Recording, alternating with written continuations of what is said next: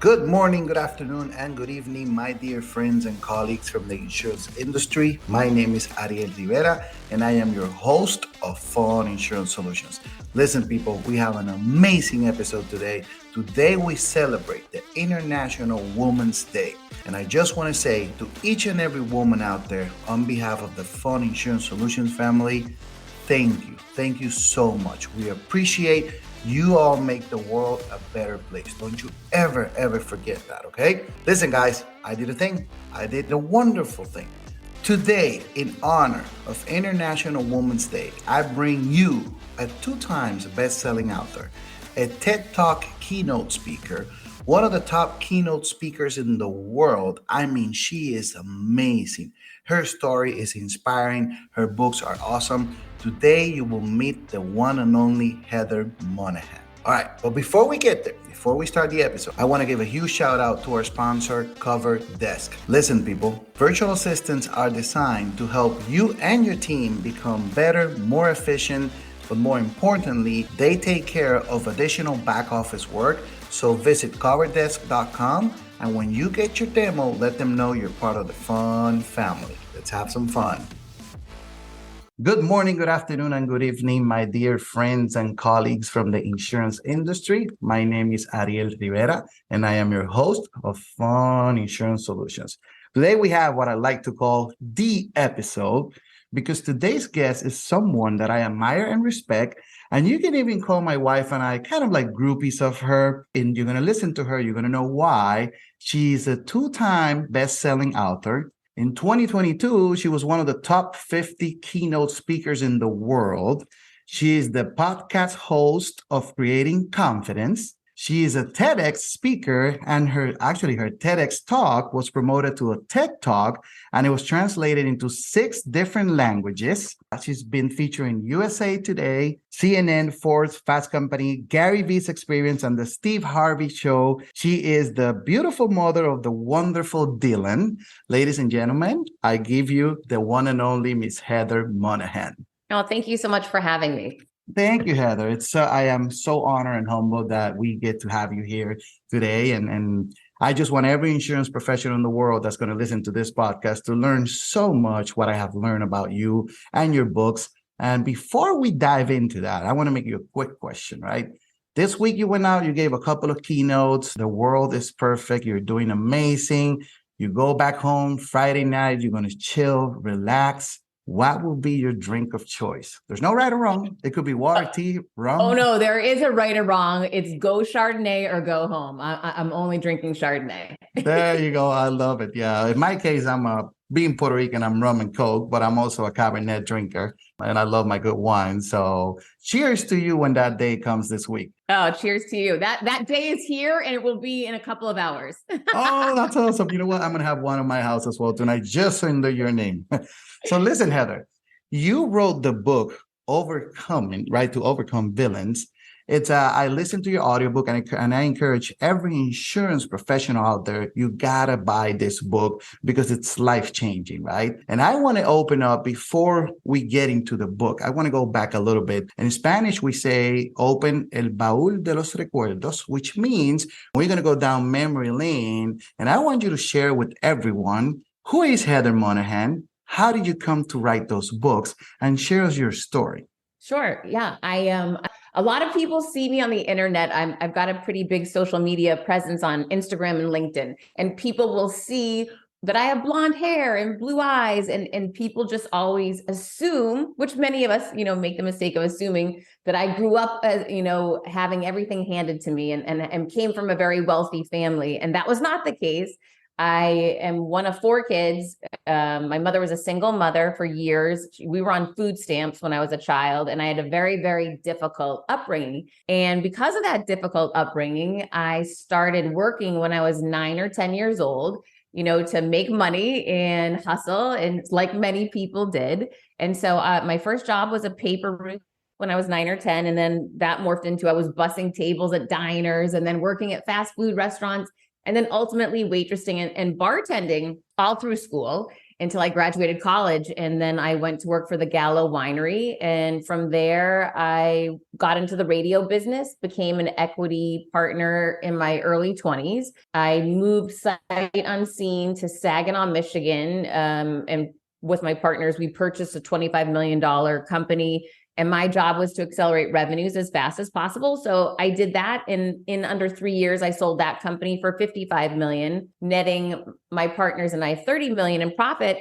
And then I moved from there to Naples, Florida to go to work for a publicly traded company. I pitched myself for a job that didn't exist, VP of sales. I was awarded that position, promoted 3 times. And in over the 14 years that I was there at that company, we took the revenues from 100 million annually when I started to in excess of 200 million annually when I was fired 5 years ago. And so that was sort of the pivotal moment in my career. The CEO I had worked for 14 years became ill, and he elevated his daughter to replace him. She fired me immediately. And I took that opportunity to write and self-publish my first book, Confidence Creator.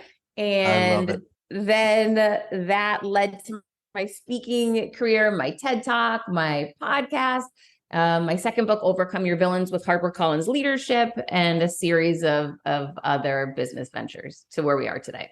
That's amazing. Thank you so much for sharing that. By the way, we have a similar history because I did start it on a paper route as well when I was 10 years old. It's a lot of hard work. People might not remember. Early mornings, very early. And then at night, knocking on doors to make sure people pay and you will give them the slip. But it drives me crazy today because no one does the early mornings. I have the Wall Street Journal still physically delivered to me every day, and I'll get it at like 9:30 in the morning. I'm like, what's going on here? What happened to 5 a.m. drop?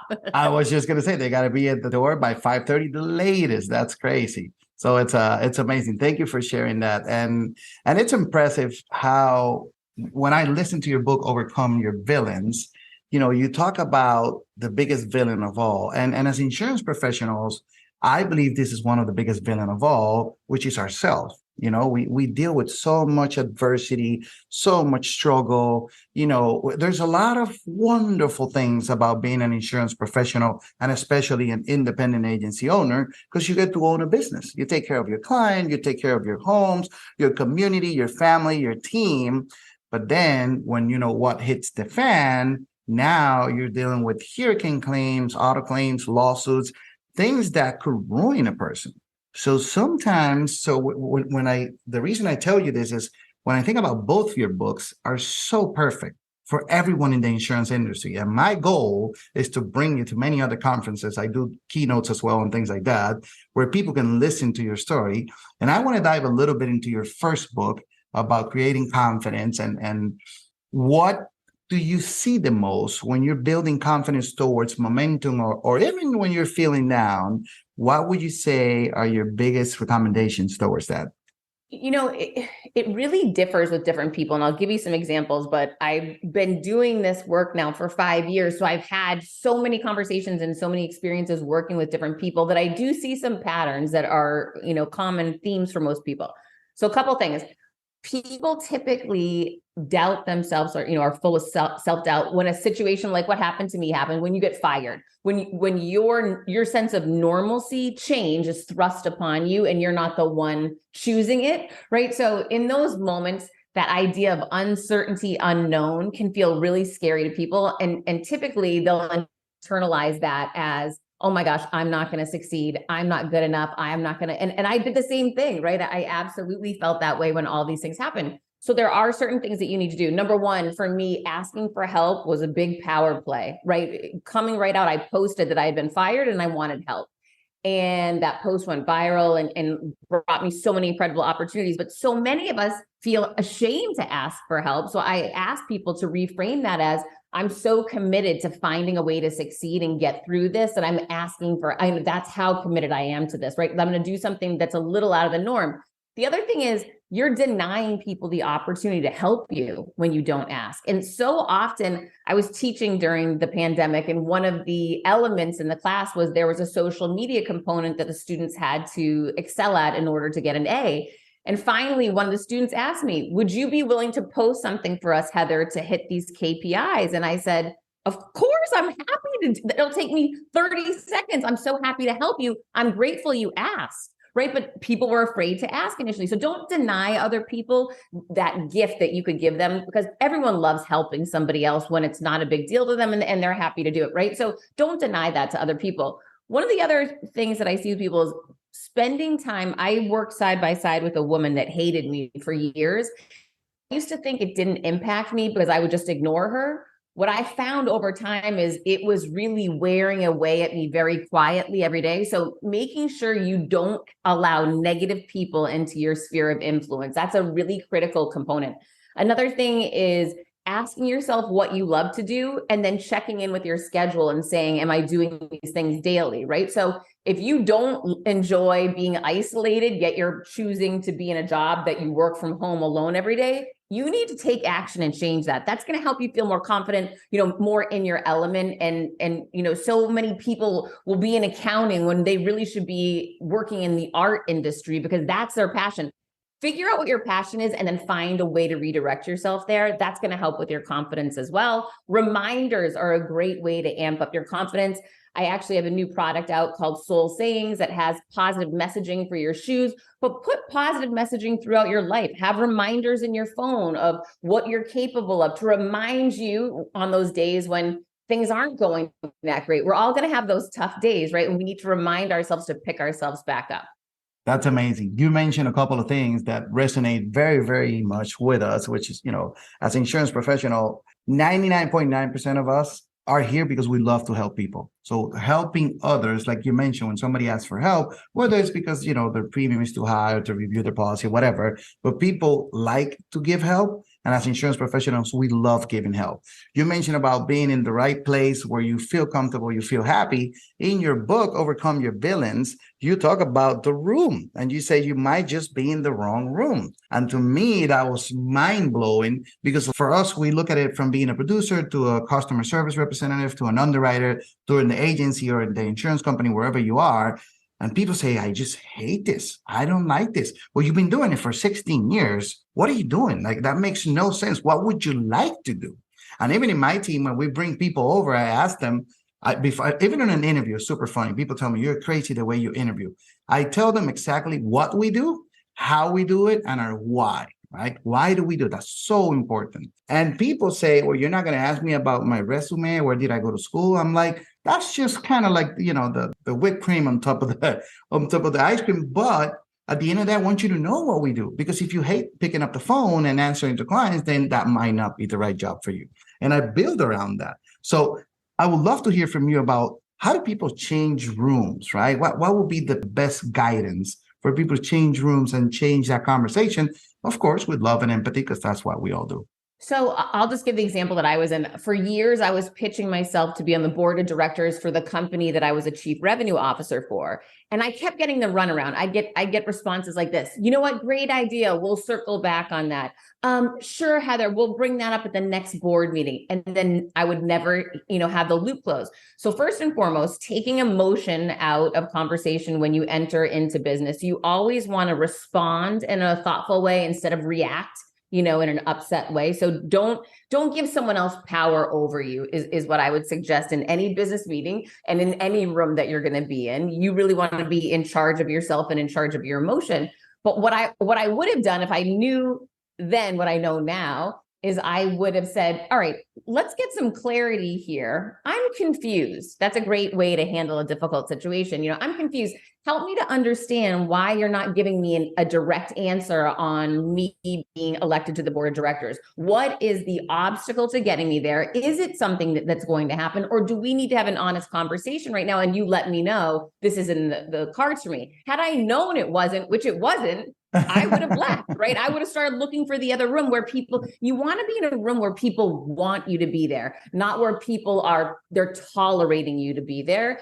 I was being tolerated because I performed very well at a high level, but I wasn't wanted at the table. And for you to feel good about who you are, for you to live up to your potential and live your best life, you've got to be at a table where people want you there, don't just tolerate you. So once you realize that you're at a table where, you know, you're really not meant to be, you're at the wrong table, then you've got to take action. You've got to elevate yourself. You've got to first and foremost make the decision, I'm going to lead this situation. I don't know what that's going to look like yet. I don't know when it's going to happen, but first get clear on the goal. Then ultimately you want to start giving yourself a timeline. Then you want to back into a plan. What are the action steps that I need to take to get me there? Who do I meet with? Who do I know that could help me to start figuring out which rooms are the better rooms for me, right? Start taking action and doing the work. Start updating your resume. Start posting on LinkedIn. Start reaching out to people that might have jobs or opportunities that you could potentially be interested in. Take those action steps and hold yourself accountable to that ultimate goal in order to find yourself to that next room. I love it. And again, it's I cannot stress how awesome your book was, which I love. And you talk, of course, you elaborate a lot more about that. And you talk about overcoming the villains and going back to overcome your villains. Why are we your biggest villain? Why? I mean, it's crazy. Self-doubt, you know, lack of confidence, many things happen. And I learned from one of my good friends in the insurance industry, Chris Paradiso.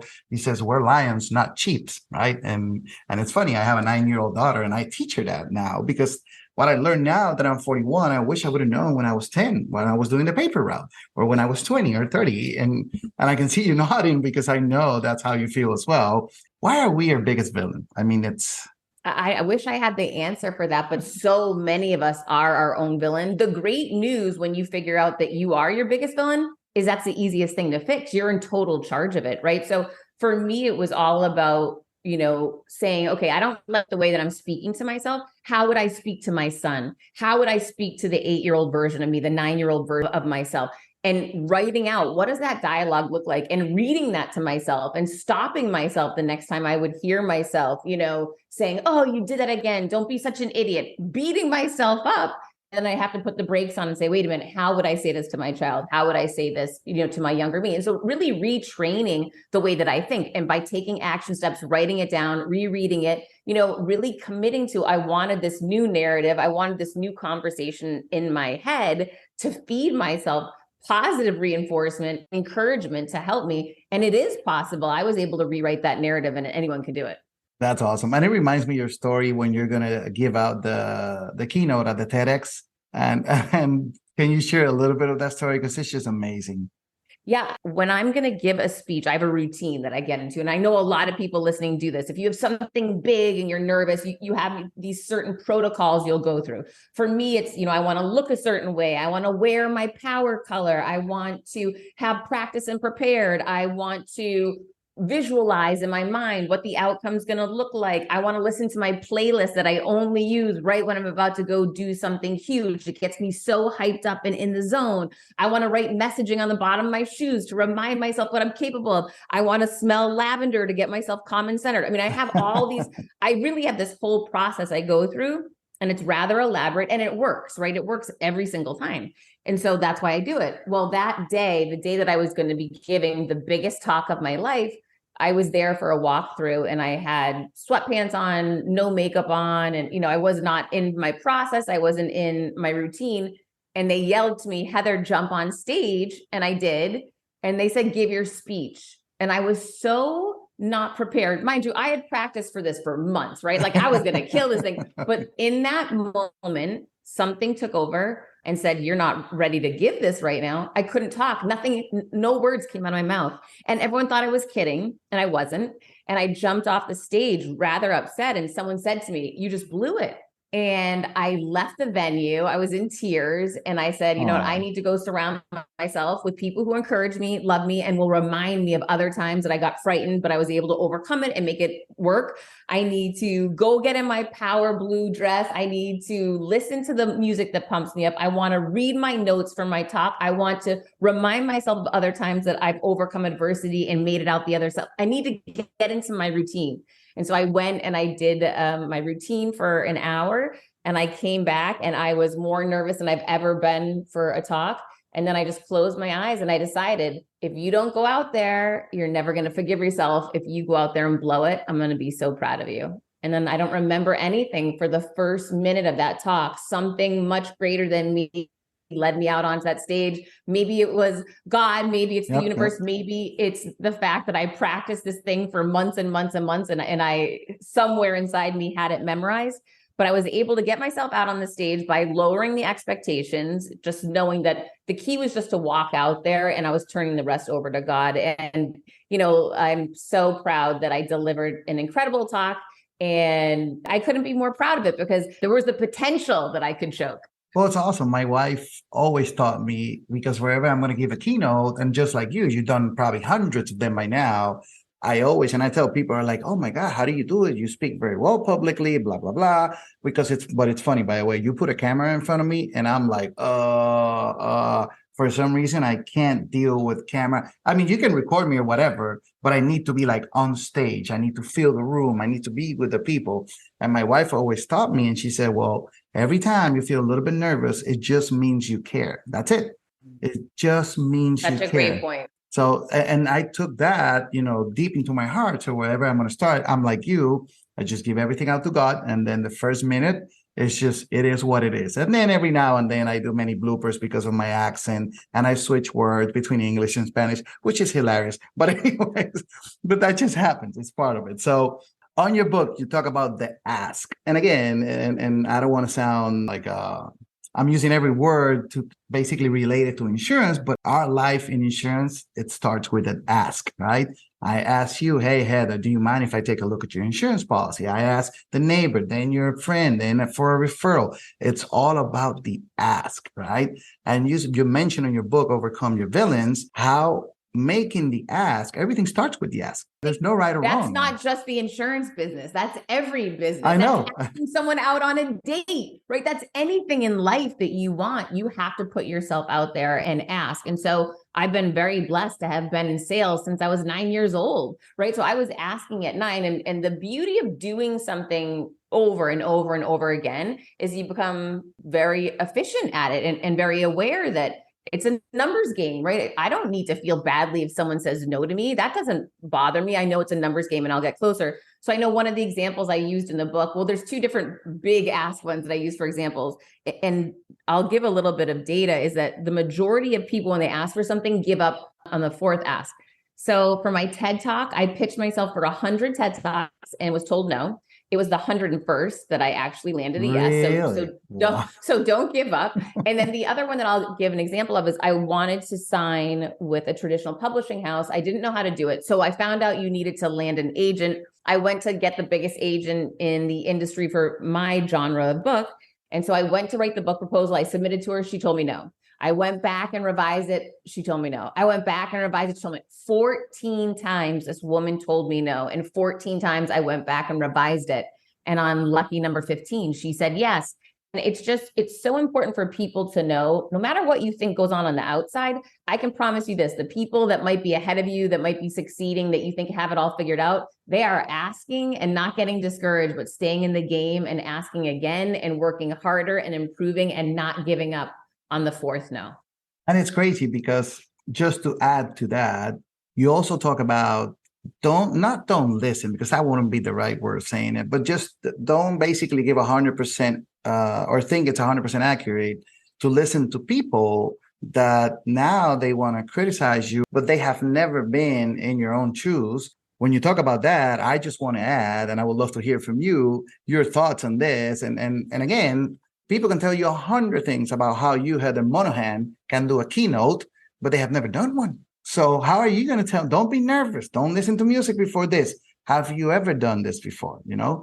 Yeah, no, one of my favorite sayings is never take direction from someone who hasn't been where you're going. So it's really important to ask yourself that question. And you need to be in charge to say, wait a minute, I shouldn't even be having this I shouldn't bring this issue up to my mother. She hasn't been in business before, right? Be more intentional about who you're dumping things on, because then they're going to respond to you trying to solve your problems when they have no basis for it. And then you might actually start considering the advice that they're giving you, which is going to take you off your path and down the wrong road. It's really important to be intentional and say, if I'm going to be working on business challenges and looking for solutions, I want to speak to people who've done it and done it better and bigger and are much further ahead than me. Those are the people that you want to rely on, and those are the people that can help you.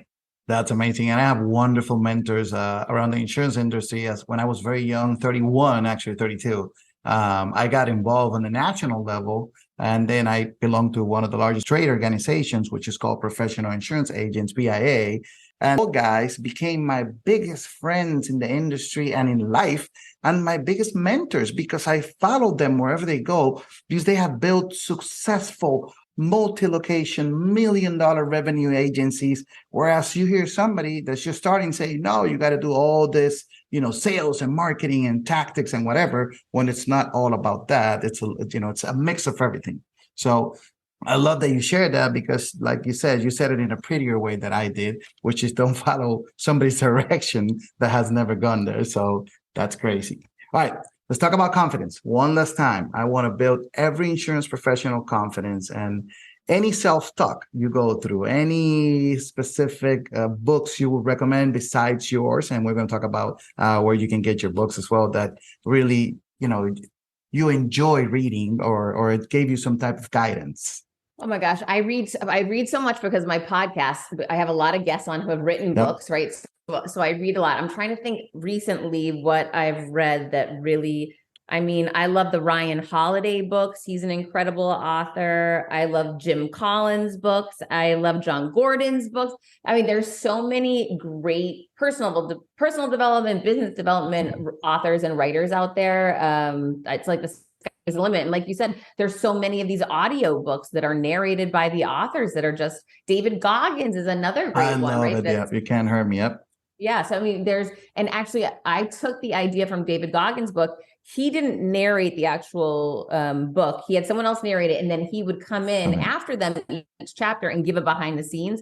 And I took that idea and applied it to my new book, Overcome Your Villains, because I thought it was so cool. It really gave you more insight than was in the actual book. And I just love that idea. And I love that you took that David Goggins idea, because it gives you so much perspective about what's really going on than just reading it. I'm listening to you, and the same thing happened with Green Light for Matthew McConaughey. You're listening to the book, and now, first of all, his Southern accent, everybody likes him. He's a cool guy. He's a football fan, so he makes everything special the same way you did. So please tell everyone about your podcast. Where can they find you? How should they, download, listen to it? I'm a huge fan, so I already know how it is, but I want you to share it. Yeah. So my podcast is called Creating Confidence with Heather Monahan. Each week I have one incredible guest on, and then I do a solo episode as a second episode each week. And I'll answer listeners' questions. So if you have questions, send them to any DM on any social media. I'm at Heather Monahan, or my website, heathermonahan.com. I answer them live on air each week. By the way, you did an episode, and that was mind-blowing, with this attorney. I think she's a divorce attorney, or a high net worth divorce attorney. That was, I think, maybe like a year and a half ago. And she was talking about how, when every divorce, she's crazy. No, he's in, things like that. It was so mind blowing. And I think that was one of the greatest hooks, because the way you interview her, it was so awesome that I was like, I got to listen to her all the time. So, thank you. I appreciate that. That was a good one. Where can people find your book, Overcome Your Villains, and both of them? Because I want you to share both of them. They have helped me. I strongly recommend and encourage anybody listening to this podcast in the world. We get thousands of downloads. So, of course, not millions like you, but we still get thousands in Spanish and in English, because we do episodes in English and some episodes in Spanish. Where can people get your books? Okay, so you can get Overcome Your Villains anywhere books are sold. I just looked on Amazon. There's only 17 of the hardcover left, so they're going to have to do another print run. I'm super excited about that. My first book, Confidence Creator, it's on Audible, it's on Amazon, it's in Walmart, it's in Barnes & Noble. It's pretty much almost as many places as Overcome Your Villains. So you'll definitely be able to find both books wherever books are sold. That's amazing. By the way, and everybody listening, I will strongly recommend listening to the audiobook of Overcome Your Villains, because you actually get to listen to Heather and hear a lot of, like she mentions, I would maybe call it sidebar conversations or explanations about what was going on at that point in time. So Heather, I want to be very respectful of your time. I am so humbled to have you with me. Before I go, there's two things I want to ask. Number one, share something fun about you. This is Fun Insurance Solutions. We make insurance fun and sexy again. Share something fun so people can know more about you. Oh my gosh, I'm really funny. I think I'm really funny. So, and most people don't know that about me. So I was actually talking to a friend of mine this morning, and we were talking about my 15-year-old just started driving. And my 15-year-old, and my friend said, "Oh my gosh, this is a guy friend of mine. He has little kids." And he said, "Heather, that sounds so awful. You must be so upset." And I said, "What are you, crazy? I've been dying my whole life to have someone drive me around. This is like the best thing I've ever heard of." So he thought that was an interesting approach to being a mother. That's awesome. By the way, I'm looking forward to that moment too. You can enjoy as many wines as you want, and they're There driving you you around. go. We have our own Uber living in the house. Exactly, exactly. By the way, the only downside, and I'm sorry, please be ready, your insurance premium is going to come up. So, because you have an underage driver. So it just happens. It's part of life. But now, you look at it from the right perspective, and it's awesome. People who want to follow you and connect with you, I follow you on LinkedIn, and I know you're a very, very busy woman. That's why I am extremely humble to have you with me. And thank you for your books, and whatever book you write in the future, I'm going to be one of the first ones out there to get it. Where should people connect, follow with you? Instagram, Twitter. You want to share a little bit of that? Yeah. So I'm on Instagram, Facebook, LinkedIn, Twitter, YouTube. I'm on TikTok now. I mean, we're everywhere. So I'm at Heather Monahan on all social media platforms, but definitely LinkedIn is by far my favorite platform. I post multiple times on there. I'm always putting videos up. I'm putting tons of crazy stuff. And then you can always sign up at my website, heathermonahan.com. I have a free ebook. I have free 30-day accountability partner program. I'm always putting up confidence tips that you can download for free. By the way, and if people want to book you for a keynote or, any speaking engagement, should they do it through your website as well, right? Absolutely. heathermonahan.com. You can book me right there. Perfect. Heather, thank you so, so much. You are amazing. You got a fan here, and I appreciate your time. Oh, Ariel, thank you so much for having me. I so appreciate you and your wife.